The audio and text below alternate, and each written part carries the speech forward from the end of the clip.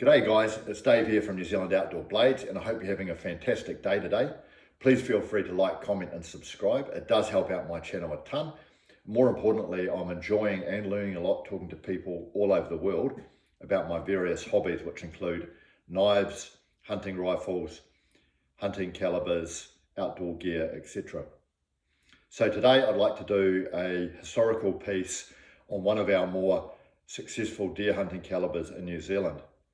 Now this calibre, by my count, has accounted for killing well over 1 million deer in New Zealand by ground hunters over the last 100 years or so.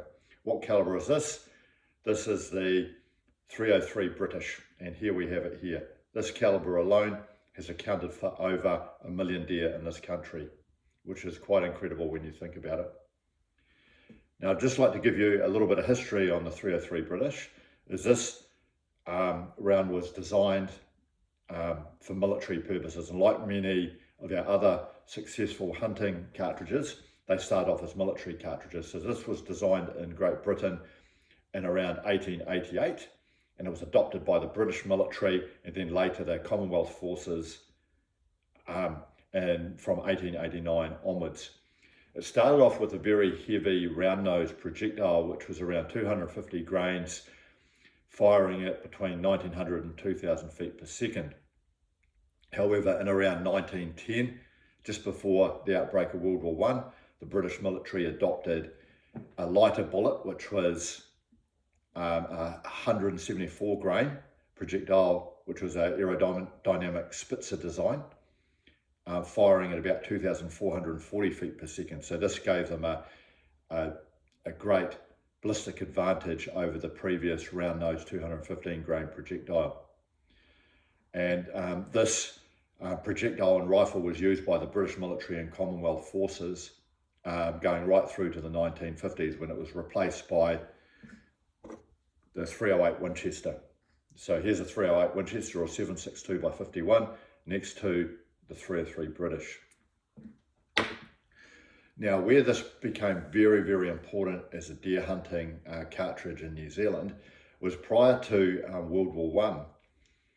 A lot of hunters actually had very, very rudimentary rifles, and a lot of these guys were, if they were wealthy, were using a 30-30 lever action, but a lot of guys were just using a 44-40 from the United States, and these gave them a very, very limited range. Now these hunters, many of them deployed as soldiers to World War I, and after World War I, the first 303 start becoming available in New Zealand.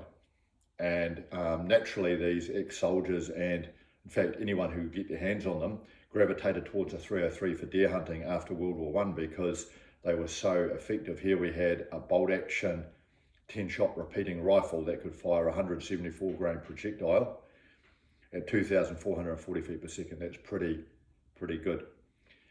After World War II, the New Zealand hunting rifle market was absolutely flooded with 303s.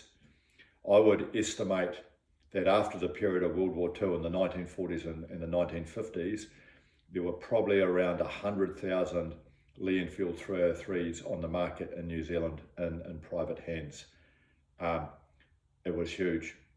These were readily available. They were obviously ex-army surplus. They were very, very cheap, and indeed, in some cases, they were the only rifle that people could afford.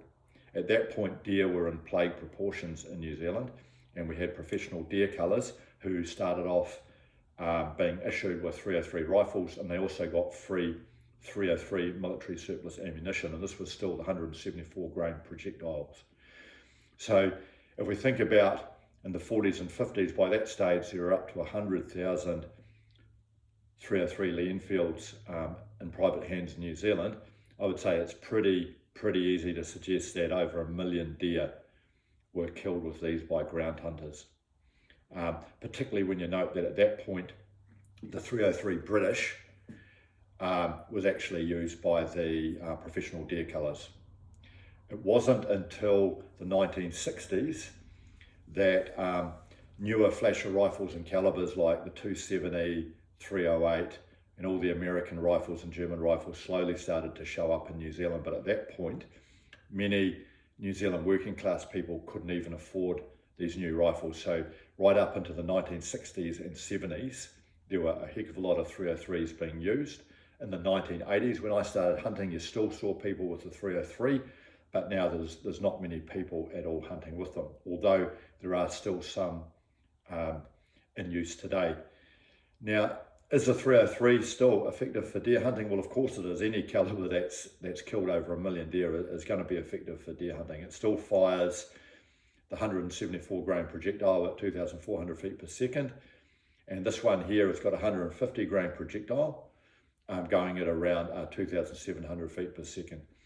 So this still gives you a viable deer hunting cartridge out to around 300 yards if you can shoot that far. Noting that one of the disadvantages of the 303 is it's just outperformed by the 308, the 270, the 3006. It's not quite as powerful in flat shooting as those, which is one reason why you don't see as many today. But would I recommend you go out and buy a 303 if you can find a second-hand one? Possibly not, unless you're a collector. However, if you get an opportunity to get one at a really good price, or maybe you want to take up hunting and one of your relatives says, hey, take up my 303, as long as it's in good working condition and accurate, then why not take it out? It's still going to be very effective to start off with as a deer hunting rifle, and it's certainly powerful enough to flatten any deer in this country out to about 300 yards. So here we have it, the 303 British. I'd love to hear from you, especially you guys who've got some experience hunting with this caliber. Have a fantastic day. Cheers.